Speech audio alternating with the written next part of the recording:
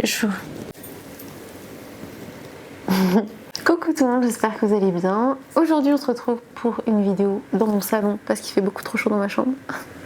En plus j'ai dû couper le ventilateur sinon vous allez entendre trop de bruit de fond. Donc je pense que je vais avoir très chaud dans cette vidéo.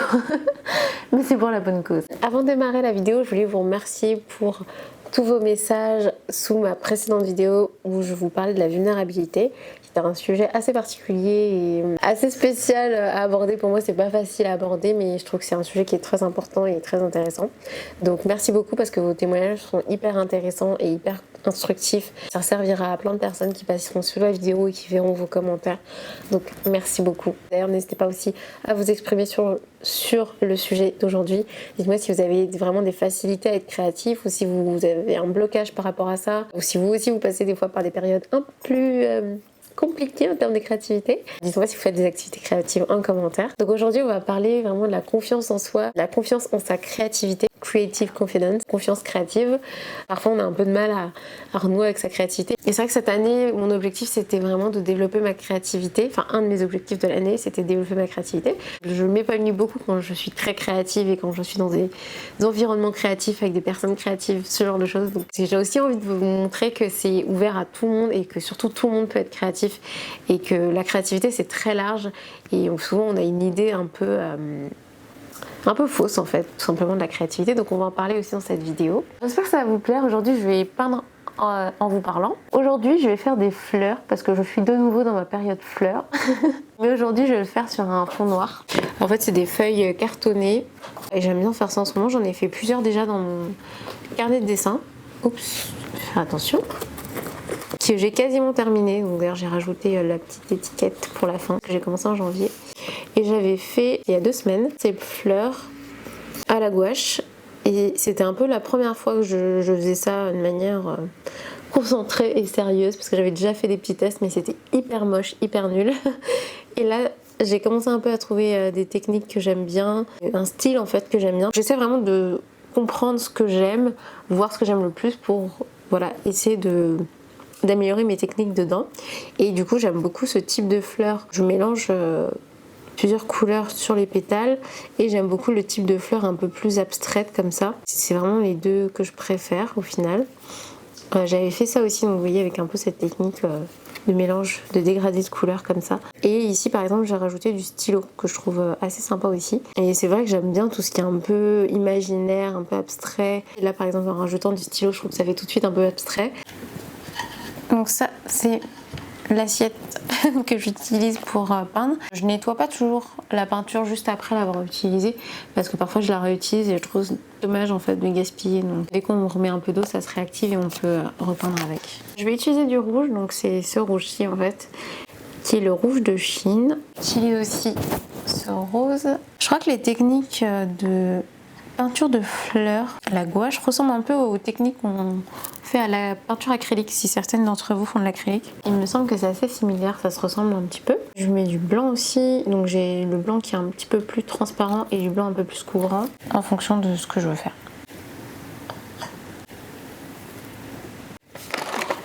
Et j'utilise aussi ces couleurs-ci. En termes de pinceau, j'ai pas mal de choses, j'ai aussi des couteau comme ça pour peindre.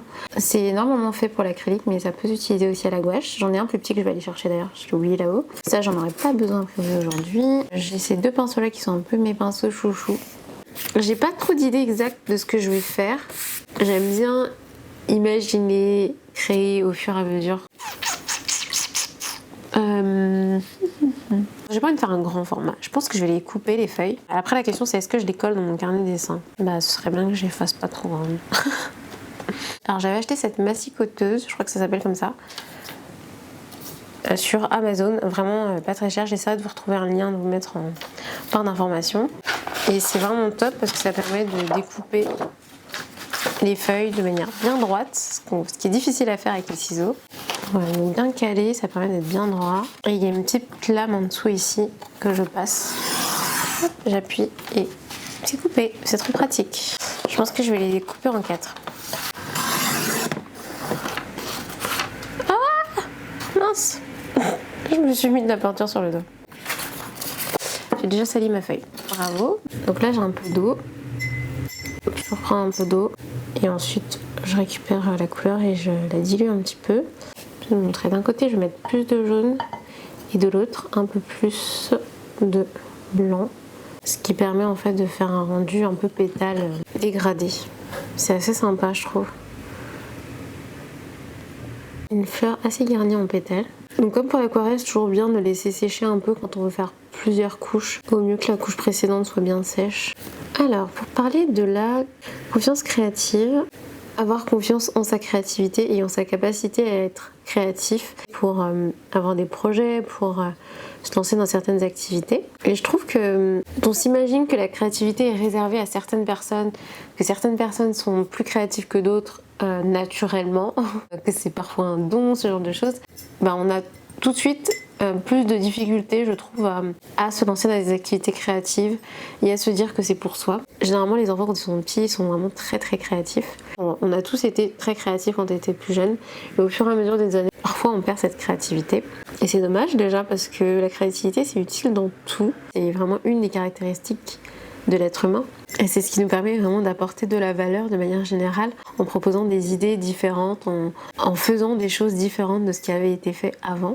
Et quand on commence à un petit peu se renseigner sur ce qu'est vraiment la créativité, on se rend vite compte qu'on peut travailler et développer cette créativité. J'ai l'impression que pour beaucoup de personnes aussi, la créativité, c'est faire des activités artistiques, c'est faire de la peinture, c'est faire de la danse, c'est faire de la musique, des activités vraiment très spécifiques dans lesquelles on sait que les gens sont créatifs par définition, alors qu'il y a aussi beaucoup de pratiques et juste de l'apprentissage, de la répétition dans ces activités-là, donc c'est pas forcément très créatif. On peut faire une activité artistique et ne pas être créatif en reproduisant uniquement des choses qu'on voit ou en faisant uniquement des choses qui ont déjà été faites. La créativité, c'est vraiment le fait d'essayer de trouver des idées originales et d'expérimenter, de tester pour éventuellement tomber sur quelque chose d'intéressant.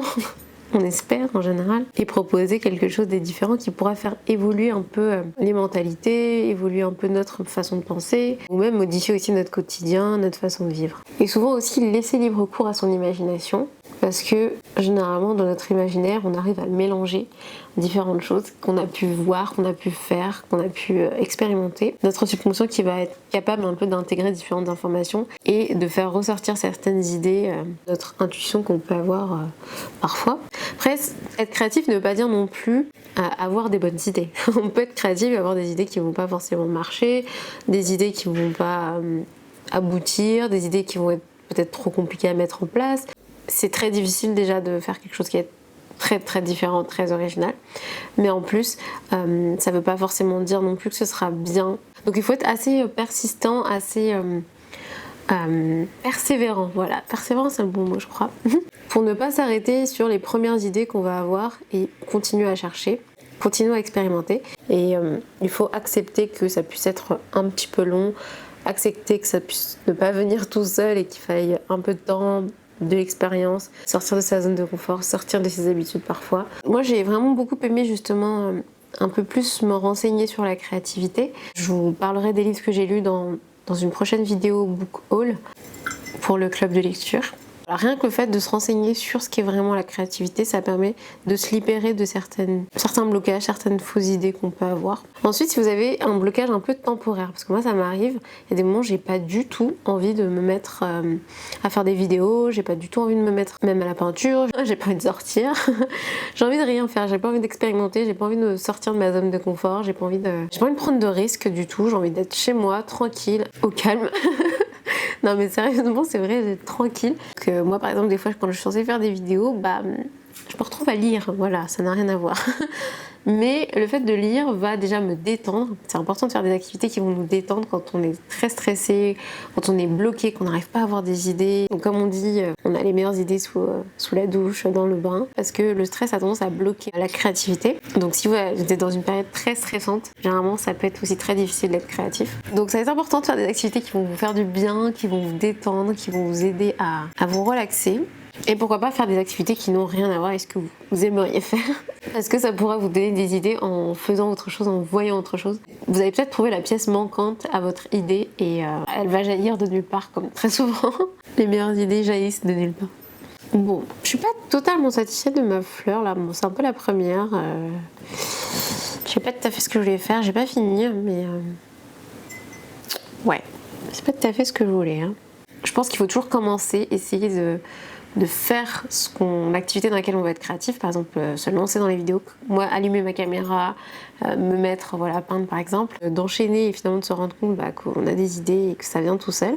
Et quand ça ne vient pas du tout, il faut pas forcer trop longtemps et juste tout simplement faire autre chose et retenter plus tard, et plus tard on peut avoir vraiment d'autres idées. C'est super important de prendre soin de soi et justement de travailler sur tout ce qui est amour de soi, self-love, etc. Puisque forcément ce qu'on crée aussi, les idées qu'on a viennent de notre esprit. Donc si on n'est pas bien, on va plutôt avoir tendance à avoir des idées plutôt négatives, avoir des pensées négatives de manière générale. Et donc je pense qu'on ne crée pas du tout la même chose. Et personnellement, je préfère créer quelque chose qui me ressemble vraiment, donc quand je suis de bonne humeur. Je sais que moi les jours où je suis pas très bien, j'ai tendance à créer des choses qui ne me ressemblent pas. C'est pas ce que j'aime normalement. Par contre, alors, il a été prouvé scientifiquement qu'on est plus créatif quand on est un petit peu sous pression. Donc ça veut pas dire quand on est très très stressé. En tout cas, c'est pas le même type de stress, je dirais. C'est un stress un peu plus à court terme, sur une période de temps assez restreinte, par exemple, juste avant de rendre un exposé ou juste avant de rendre un devoir à l'école. Moi, j'avais tendance justement à faire les choses un peu à la dernière minute parce que j'avais l'impression qu'il y avait un petit coup de boost d'énergie, de créativité à la fin. Faut pas non plus avoir peur d'utiliser et d'aller au bout des idées les plus folles parce que ça peut être vraiment les idées les plus intéressantes. Et ça peut nous bloquer aussi parce que moi, des fois, j'ai des idées. Et je me dis mais non, mais ça c'est impossible, ou c'est trop compliqué, ou c'est peut-être stupide, ou c'est peut-être, enfin, ça va peut-être plaire à personne. Et bon, j'essaie de me forcer parce que justement j'ai conscience de tout ça. Au final, je me rends compte que souvent ces idées-là qui paraissaient un peu folles par rapport à ce que j'ai déjà fait, justement c'est les idées les plus originales. En tout cas, c'est des idées sur lesquelles on va me faire plus de remarques ou de compliments. Dans le sens où on va me dire ah c'est génial, comme le fait d'avoir parlé de peinture sur ma chaîne YouTube, c'était un gros risque et c'était un peu taré par rapport à taré, c'est moche mais c'était un peu fou par rapport à ce que j'ai déjà fait, ça n'avait rien à voir ce que j'ai déjà fait sur ma chaîne YouTube avant. Donc c'était un pari, c'était sortir de ma zone de confort, c'était différent, c'était original.